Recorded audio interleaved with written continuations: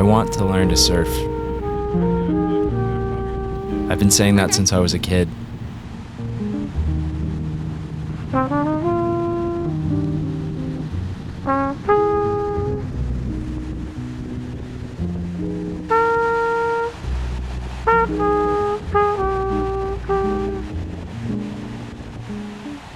Cocoa Beach is a surf town,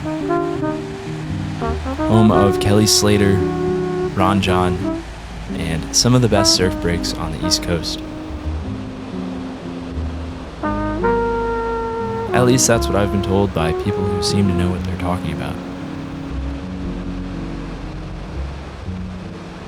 There's also a golf course, and the golf course is nothing special at all.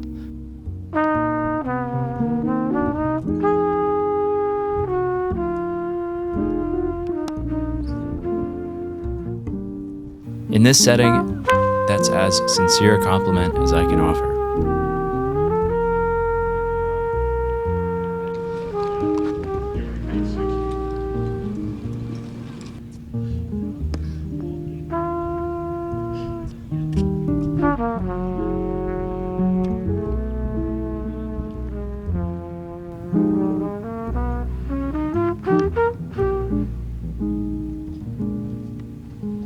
It's a far cry from the fancy golf clubs of South Florida.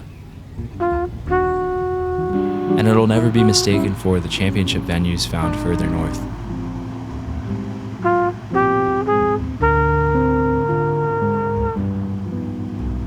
But Cocoa Beach offers 27 holes of affordable municipal golf. And you can show up in board shorts and a t-shirt and nobody will blink.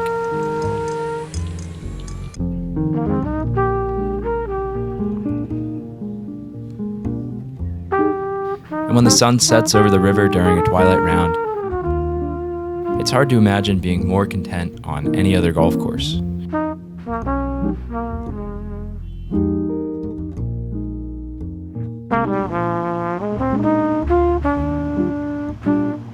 At the start of the week, we rented boards and wetsuits.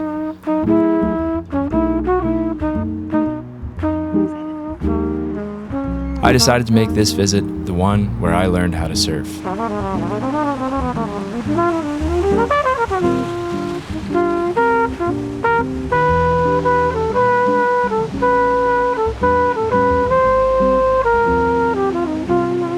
Surfing, like golf, is a solitary pursuit.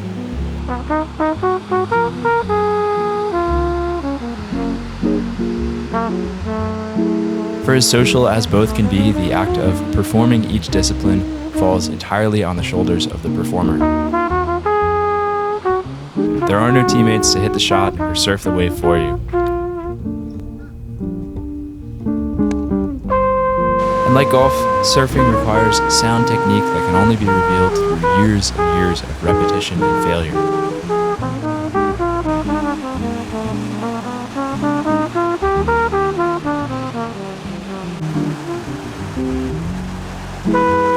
To truly master both crafts, this technique that has been rigorously studied and practiced must be nothing more than a subconscious thought buried deep within your muscle memory during the great moment of inertia that marks the start of each attempt.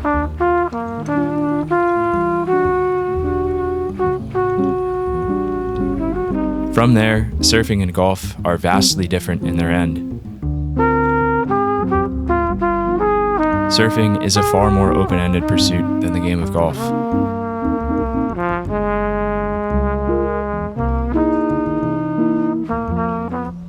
The matter of what is the point of surfing is such an enduring and unanswerable question that an entire section of surfing's Wikipedia page is dedicated to the debate.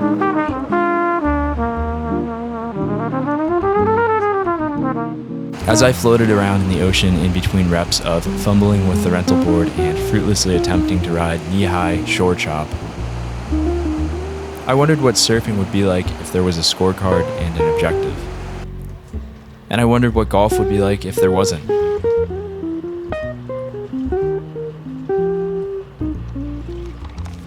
I didn't mind smacking face first into the water every time I tried to stand up. It just made me want to paddle back out and try it again.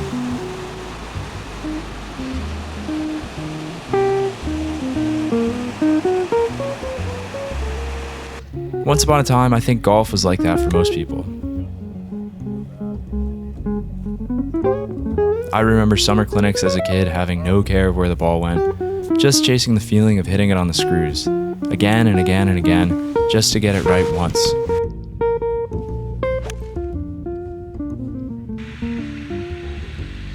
These days, I care less and less about the number on my scorecard at the end of a round, but it still means a good deal to me. And a bad shot might not ruin my whole day anymore, but it still puts me in a bit of a mood, at least for a few minutes. And as I thought more and more about why golf feels so rigid and stuffy compared to surfing, I started to consider that maybe it really does just come down to having to write a number on the scorecard. Maybe I wouldn't have found so much joy in finally standing up if I was conscious of a numerical measure that stated in plain terms that I had not, in fact, succeeded at the objective of surfing because my form was poor, the wave was small, and I lost my balance after just a few seconds.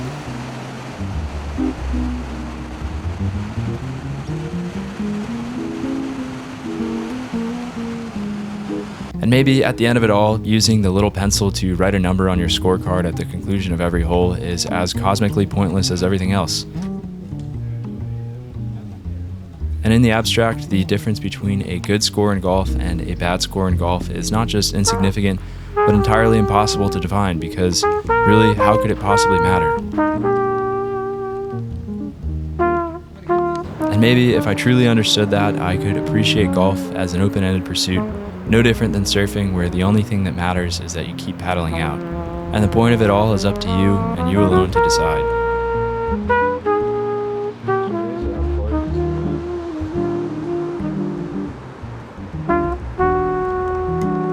But man, who am I kidding? I sure wish I made a few more putts, and that I didn't put that ball in the water on number 3.